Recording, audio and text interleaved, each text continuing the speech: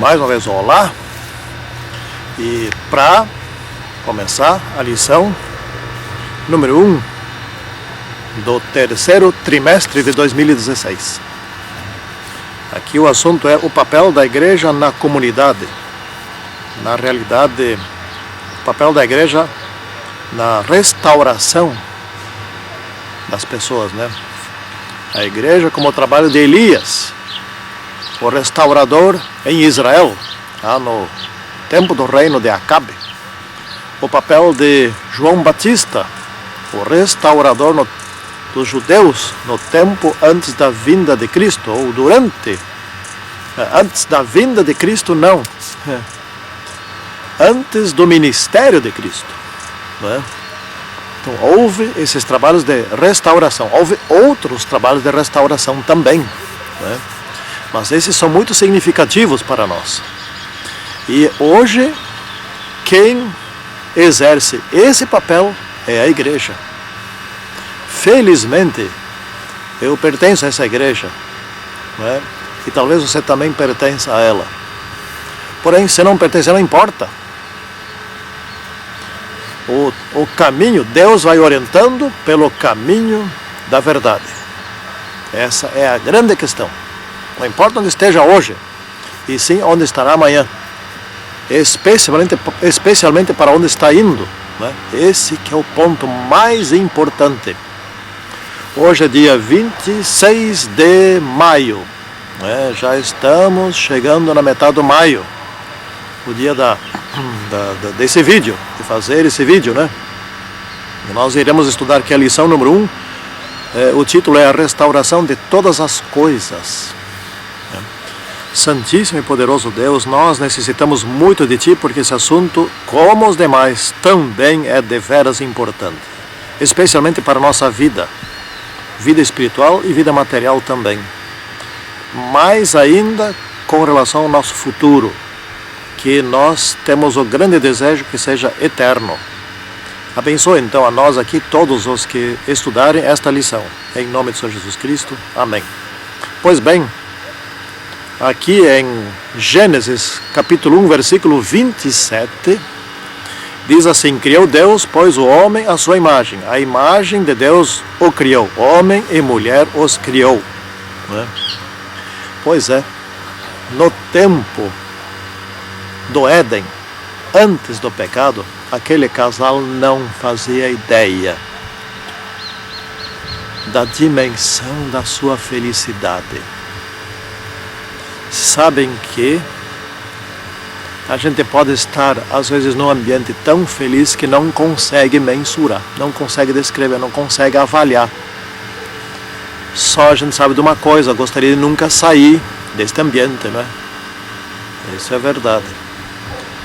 E também gostaria de nunca ter que enfrentar ambientes de tristeza, de dor, de sofrimento, de separação. Essas coisas surgiram depois do pecado. Eu não consigo imaginar quão grande foi a tristeza de Adão e Eva quando encontraram seu filho Abel morto. Não dá para imaginar isso. Hoje, as pessoas entram em desespero. Imagina eles naqueles dias, né? Pois bem, depois do pecado, as coisas mudaram totalmente, né? Eles que foram criados à imagem de Deus, à imagem e semelhança de Deus, ou seja, fisicamente, eles eram parecidos com Deus. Eles não eram parecidos com um gato, ou com um lagarto, ou com um macaco, ou com um orangotango, né? Ou com uma lagartixa.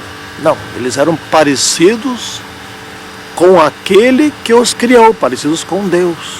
Deus também tem feição, tem uma moldura, tem um físico.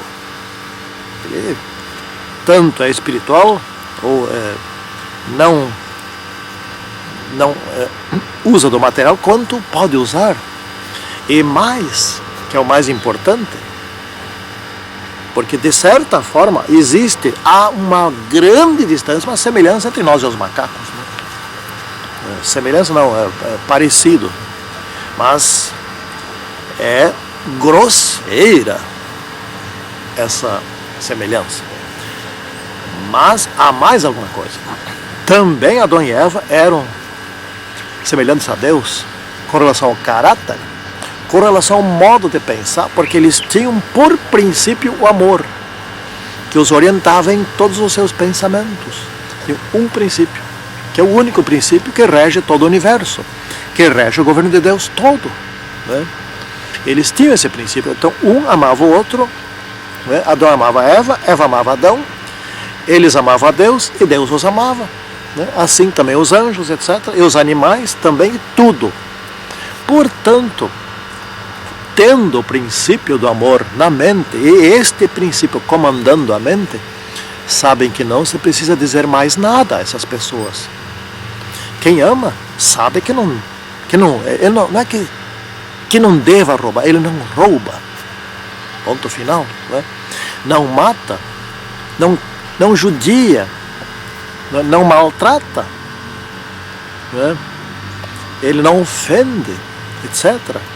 Isso é o normal de quem tem amor. Portanto, para Adão e Eva não precisava escrever para eles os 10 mandamentos: não terás outros deuses, não farás imagem de escultura, não adorarás, etc, etc, etc, etc. Não precisava nada disso. Não precisava escrever lá: não furtarás, não matarás, não adulterarás, etc. Nada disso. Nada. Por quê? Porque quem tem por princípio o amor como único princípio e está na perfeição, ele não faz essas coisas, ele só faz o bem. Ele é livre para fazer todas as escolhas e ele, ao natural, só escolhe o bem. Ah, mas como que Lúcifer escolheu fazer o mal? Ah, mas Lúcifer saiu da normalidade, ele começou a se imaginar eu sendo grande coisa. Esse é o problema, esse é o ponto inicial da queda. Ah, se eu fosse mais que eu sou, não é? Ah, se eu tivesse mais dinheiro que eu tenho. Ah, se eu tivesse um cargo maior, e etc. Ah, se eu dominasse sobre os outros. E assim vai. Bom, aí começa a se tornar anormal e o amor começa a perder terreno.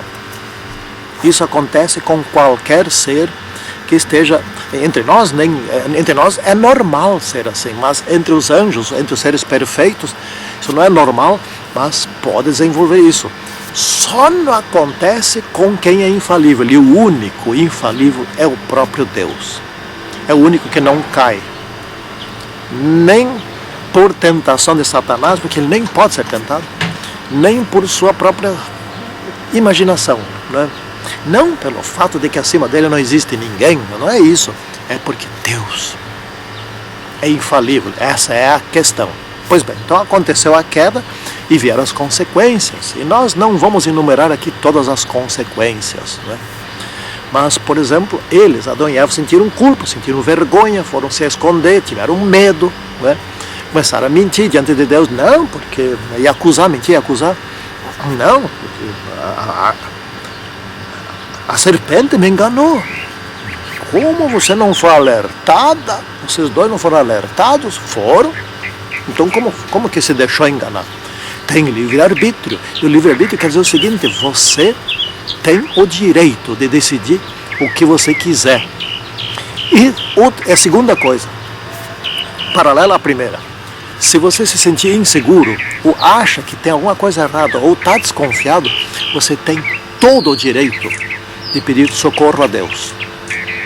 Mas se você não pedir socorro a Deus, você vai cair sozinho, e vai cair se você errar. Talvez acerte. A probabilidade de acertar é bem menor do que a probabilidade de errar, né? Esse é o livre-arbítrio. Deus te dá liberdade, né? E você tem que se apegar a Deus para ter o seu auxílio. Não sei se vocês estão escutando um passarinho cantando aqui agora, que eu estou olhando para ele e ele está olhando para mim. Ele parou. Vou deixar de olhar para ele, deixa ele cantar. Ó, começou. Esse é um cantor que tem um repertório, vocês estão ouvindo, né? Vastíssimo. E aí, assim foi indo. E aí Adão acusou a mulher que tu me deste, né? E no fim Vamos, a mulher que tu me deste, acabaram acusando a Deus. Deus, tu fez uma coisa errada aqui. É assim que começa a história. E fui indo. Bom, hoje nós estamos numa terra que está para lá de degenerada. Tem um limite de degeneração em que a raça humana não suporta mais. E nós estamos muito próximos desse limite. Ainda não alcançamos esse limite, porque senão Deus já teria feito a intervenção. Jesus já teria voltado. Jesus não volta em função do limite, mas as coisas parecem que vão ser ao mesmo tempo, ocorrer ao mesmo tempo a conclusão da pregação, tanto quanto o limite do suportável da ação do pecado. Não é? Obrigado. Está bonito esse teu cântico. Se tivesse só desses tipos de cântico na igreja. Essa profecia de Ellen White com relação à entrada de barulho na igreja, bom, esse não é o nosso assunto, deixa para outra oportunidade. Então eles passaram a sofrer, e nós estamos aqui sofrendo. Lá na saída do Éden, depois que eles caíram, o sofrimento que eles enfrentaram não é nem de longe parecido ao que nós enfrentamos, né? Então passou a ter.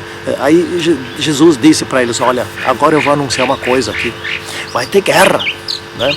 Os descendentes da mulher vão guerrear com os teus descendentes, que são os seguidores de Jesus, os seguidores de Jesus com os seguidores de Satanás. E o descendente vai guerrear contigo. Vai te ferir na cabeça. Tu vai ferir o calcanhar dele, mas ele vai te ferir na cabeça e você vai ser derrotado.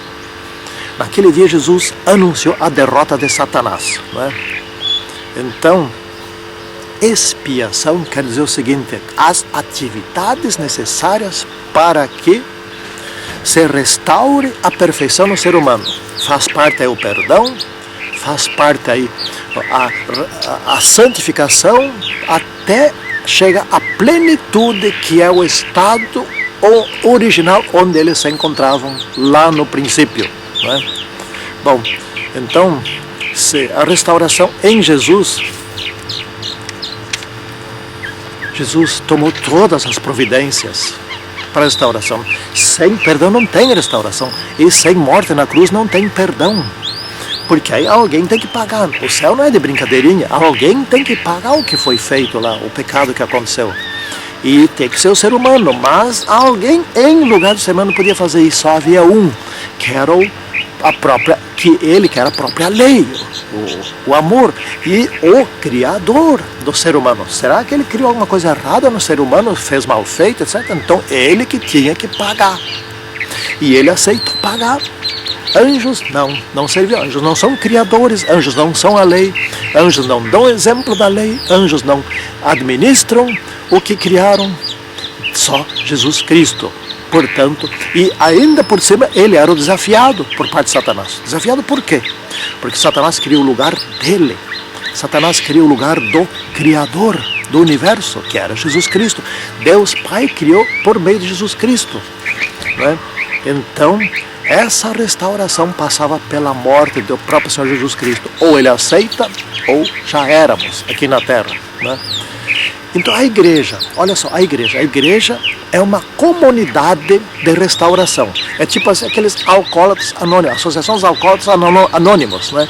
Eles se reúnem para manter-se longe do vício, para restaurar a capacidade de viver normalmente. Pois bem, a igreja é uma comunidade, um conjunto de pessoas onde a gente ora em conjunto, canta em conjunto, estuda em conjunto, onde em conjunto nós nos aproximamos a Deus, porque nós somos seres sociais, né? Deus nos fez seres sociais, por isso a igreja, porque senão nós podíamos fazer tudo sozinhos, mas a igreja está aqui, a comunidade de restauração. Eu vim para que tenham vida, e vida em abundância. E a igreja é o ambiente de estudo, de aproximação de Deus, de Jesus Cristo. É onde nós nos fortalecemos mutuamente, né? Onde nós perseveramos, e onde nós saímos organizadamente para conquistar outros para o reino de Deus. E que nós possamos ser cada vez mais firmes e fortes nesse princípio, nessa restauração.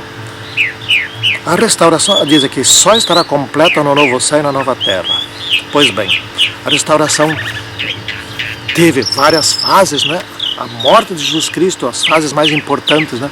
Aí Jesus Cristo entrou no lugar santíssimo, está intercedendo por nós, né? Que coisa mais linda. Vontade de ficar aqui sempre. Ele passa o dia assim, cantando, todo dia. E daí tem a segunda vinda de Jesus Cristo para nos levar daqui. Daí tem a fase do juízo no céu, porque agora estamos na fase do juízo aqui da terra. Tem a fase do juízo dos que não se salvaram. E aí retornamos aqui. Jesus retorna pela terceira vez e nós voltamos para ficar aqui. Vai ser a nossa moradia. Daqui nós podemos sair onde quisermos, mas aqui nós vamos morar. Aqui será a nossa sede nesse planeta. Isso é mais uma parte da restauração. E daí vem a execução final, o juízo final. Daí vem a recriação de tudo. E daí está tudo restaurado. Não existe mais raiz nem ramo de todo mal. E aí também não se fala mais nisso, né? Enxugará dos olhos toda lágrima e tudo estará perfeito outra vez. Aí sim, aqueles que se salvarem saberão definitivamente o que é a perfeição, né? O que é a restauração total. E nunca mais no universo, pelos bilhões e bilhões de anos no futuro, se terá de enfrentar outra vez essa situação, conforme Amós, no versículo 2, no capítulo 2, versículo 9. Né? Que assim seja a nossa experiência. Que nós possamos aqui fortalecer a nossa vida no Espírito Santo. Que Ele nos transforme e nos santifique, que essa é a santificação, é a restauração. E que nós sejamos agentes para que outros tenham a mesma experiência que nós já estamos tendo. Que assim seja. E que todos nós sejamos vencedores em Jesus Cristo. E que estudemos estas lições maravilhosas, o papel da igreja na comunidade. Santíssimo Deus, que nós possamos colocar em prática esses conhecimentos, vivê-los e anunciá-los aos outros. Em nome do Senhor Jesus Cristo. Amém. Tchau.